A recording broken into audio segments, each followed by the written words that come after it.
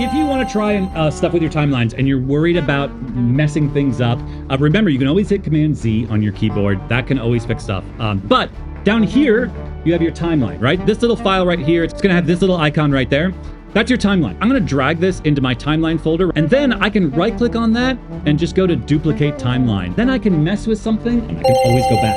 The second thing I want to show you is the inspector over here. So if I click on this clip right here and I open up the inspector, that's done with this little button right here.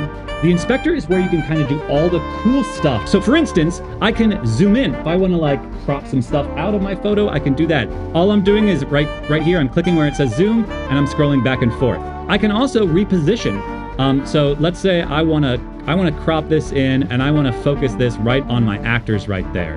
Another way I can do that is by clicking on this little icon, which is called transform, and then I can just actually click and drag around. There's all kinds of stuff here that you can do. You can turn on dynamic zoom. So if I go to this one right here and I go to dynamic zoom and then I swap this right here to dynamic zoom, green is where it starts, red is where it ends. If I click on that again and go to swap, I'm gonna drag that red box in even more. Now watch. So now that clip is zooming in over the course of the video on my actors. And so that's a way to take a boring shot and make it a little bit more interesting. You can speed things up. So maybe this shot right here, I want to slow it way down. I want to make it way more dramatic. So I'm just going to click on this speed change here. I'm just going to drag it down to about half. Now you can see she looks way more dramatic. You can see you can stabilize video if it's really shaky. That's all done through the inspector. 3.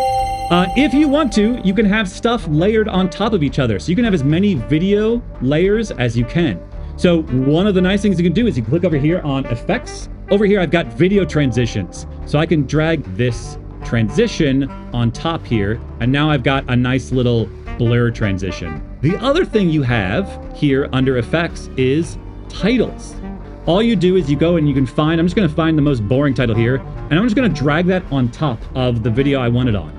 If I double click on it, it opens up in the inspectors and I can edit to say whatever I want. You also have got things like audio transitions here. You've got filters. So if you want to make your video look differently, I've got these effects over here. I've got all kinds of stuff.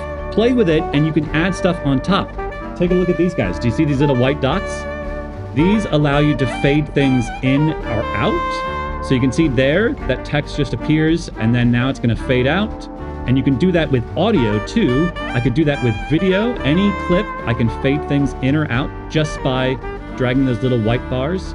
Last thing, sound. The most important thing I would say in any video is making sure that we can hear the sound that you want us to hear and not hear the sound that you don't want us to hear. If you drag your cursor over the middle here where that little gray line is, you can make any clip louder or quieter just by dragging that up or down. How do I add music?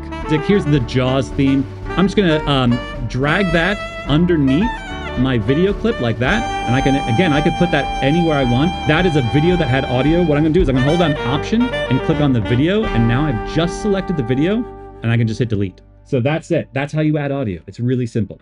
All right, that is it. I'm done. Back to work. Go.